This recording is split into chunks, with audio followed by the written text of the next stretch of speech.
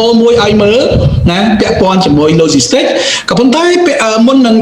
មើលវីដេអូនេះខ្ញុំចង់សួរតើមានអ្នកណាមានសំណួរអីទេពាក់ព័ន្ធជាមួយនឹងពី slide នេះមានអ្នកណាមានសំណួរអីទេអត់មានទេលោកគ្រូអរគុណច្រើនលោកគ្រូអូខេប៉ុន្តែឥ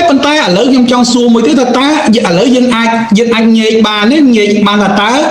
function របស់ logistics គឺធ្វើអីខ្លះ function របស់ supply chain គឺធ្វើអីខ្លះយើងអាចងាយបានទេ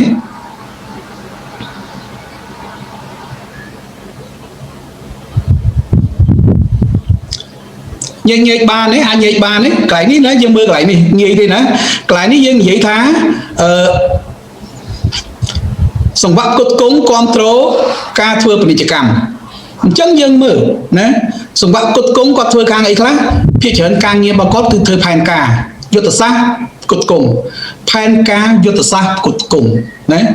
បានន័យថាទី1បើសិនណាជាគាត់ត្រូវការផលិតសម្រាប់ក្រុមហ៊ុនត្រូវការផលិតសម្រាប់ផ្គត់ផ្គង់ឲ្យអតិថិជនអញ្ចឹងដំបូងជាងគេគាត់ត្រូវធ្វើផែនការអីគេគឺគាត់ត្រូវរកអ្នកដែលផ្គត់ផ្គង់វត្ថុធាតុដើមឲ្យក្រុមហ៊ុនសម្រាប់ផលិតមិនអញ្ចឹងគាត់ត្រូវធ្វើផែនការគាត់ត្រូវតំណាក់តំណងប្រមូលព័ត៌មានខាងក្រៅក្រុមហ៊ុនណាមានវត្ថុធាតុដើមអីតម្លៃប្រហែលនៅកន្លែងណាការចំណាយការពេលវេលាអីបន្តមកធ្វើសេចក្តីសម្រេចចិត្តណាបន្តមកដាក់បញ្ជាអនុវត្តណាអញ្ចឹងដាក់បញ្ជាឲ្យអ្នកណាអនុវត្តដាក់បញ្ជាឲ្យខាងក្រុមភស្តុភារកម្មនឹងឯងខាង logistics នឹងឯង